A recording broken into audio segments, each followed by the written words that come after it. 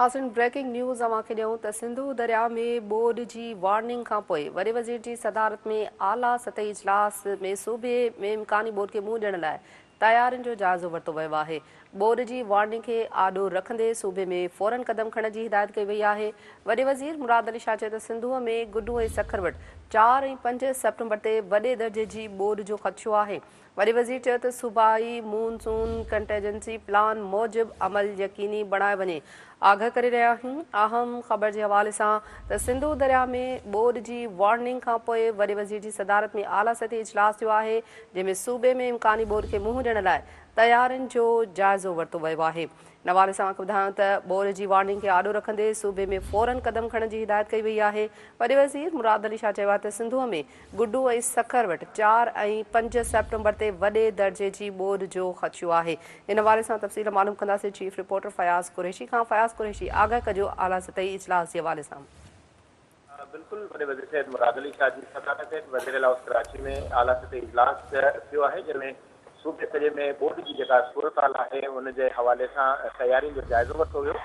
सूबाई सीनियर सूबाई वज़ीर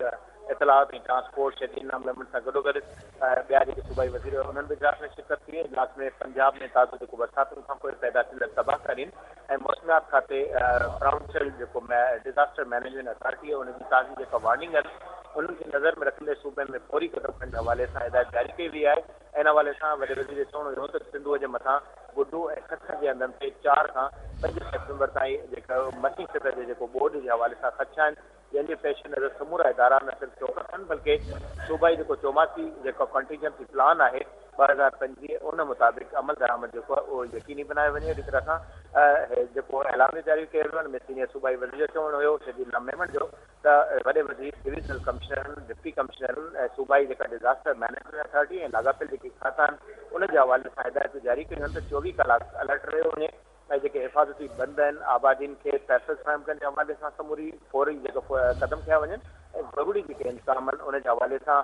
जेके ख़ैमा आहिनि, राशन बैग आहिनि, बेड़ा आहिनि ऐं जेके दवाऊं ऐं ज़रूरी जेका मशीनरी आहे उनजी दस्तियाबी खे यकीनी बनायो वञे। अहिड़ी तरह सां जेको ऐलान जारी कयो वियो उन में सूबाई वज़ीर जो इहो चवणु आहे त मुख़्तलिफ़ वज़ीर ऐं सूबाई असेंबली जा जेके मेंबर आहिनि उन्हनि खे हिदायतूं जारी कयूं आहिनि त सिंधुअ जे ॿिन्ही पासनि साॼे ऐं खाॿे जेके किनारा आहिनि उन्हनि ते जेके मुक़ररु जेके अमलदार आहिनि या ख़ासि तौर ते हिफ़ाज़ती बंद आहिनि उन्हनि जी पंहिंजे पंहिंजे इलाइक़नि में न सिर्फ़ु ख़ुशूसी तौर ते जेका सूरत हाल जी निगरानी कई वञे, सिधो सो